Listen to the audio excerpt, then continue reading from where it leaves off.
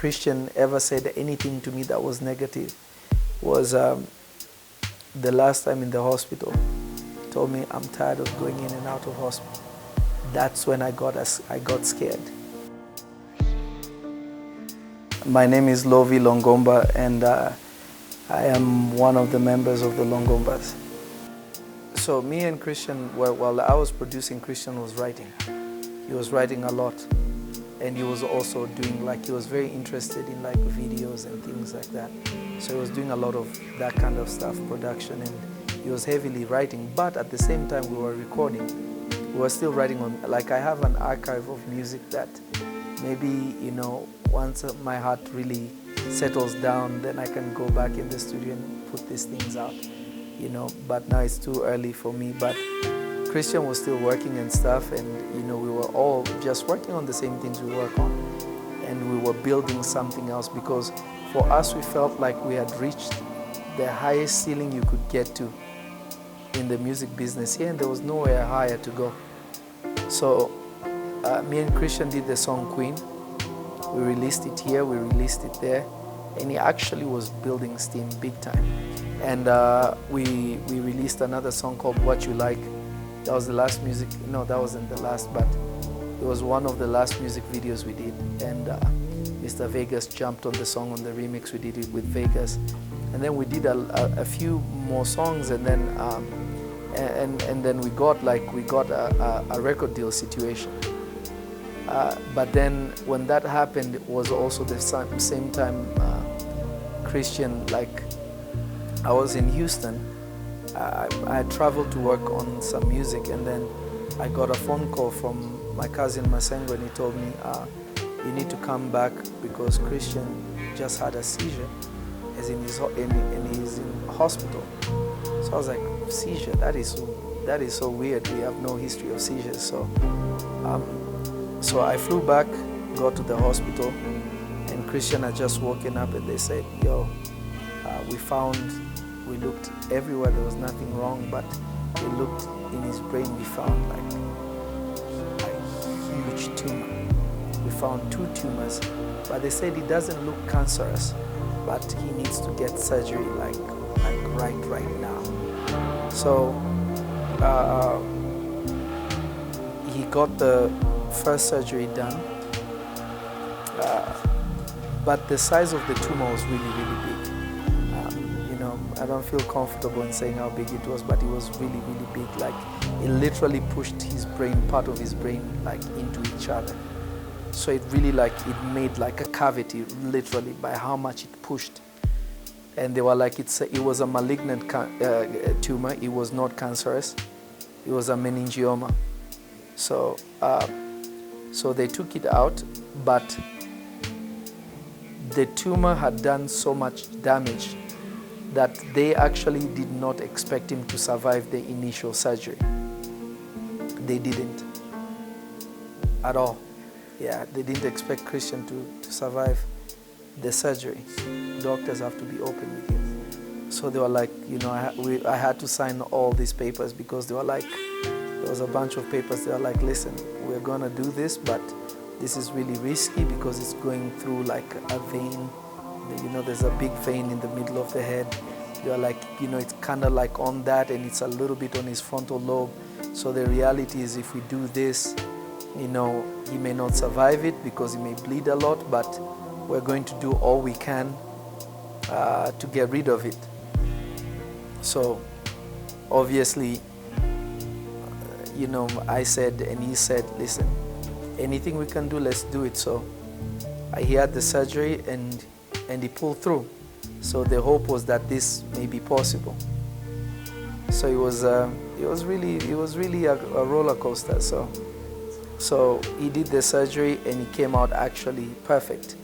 He came out perfect. Actually, that was the first time I cut off my hair because Christian had to go bald because they had to do brain surgery. Complications started arising. So the complications were, he started having seizures. He started very little, but the first year and a half, 2 years, he didn't have anything. But the damage of the tumor had done to the brain, it really had damaged the brain. But what helped him was his youth. Because he was young, his body could combat it for some time. Then slowly it affected his sight a little bit. He could still see, but it affected his sight a little bit. And then it was really what caused, in summary, what caused even his departure was just complications, because the seizures just increased and increased and increased and increased. Towards the end, he was taking a lot of medications, but still was not controlling it. Yeah. Well, this trip was supposed to be me and Christian. It was supposed to be me and Christian. Yes, we had planned that we were going. He was in the hospital, and he was like, he was doing really, really good, actually. Really, really amazing, And God chose to take it another way, but I was supposed to come down with him. And when God called him home, for me to actually heal my heart and just in honor of him, I said, let me go home. Let me go where it all started. So I came home for some time, and see you, see everybody.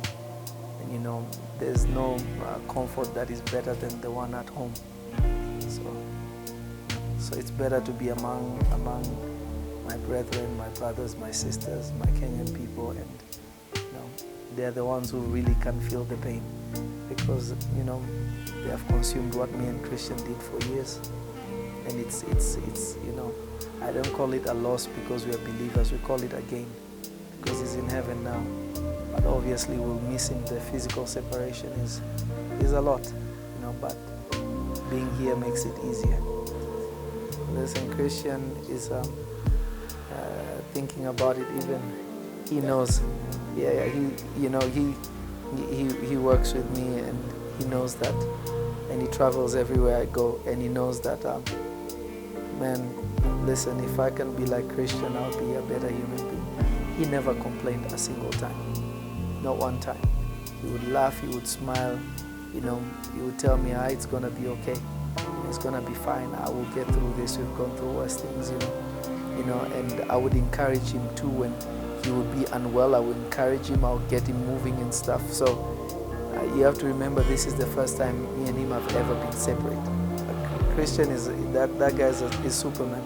I mean, I have videos, maybe at some point I'll put them out, of him dancing around the house and making jokes and all that kind of stuff. He never, not a single day. The only time that Christian ever said anything to me that was negative was the last time in the hospital. He told me, I'm tired of going in and out of hospital. That's when I got scared, because his will to live was like, let me go. You could tell that, let me go and let me go home, because remember, we're believers, so we understand to be absent from the body is to be present with the Lord. So it's heavy stuff, but but him complaining or anything like that, that was never him, not a single time.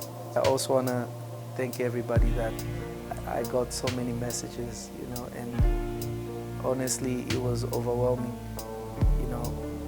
to see how many people love Christian and love the Longombas and actually love me to be worried enough to reach out and comfort me. I mean, there are so many people that reached out.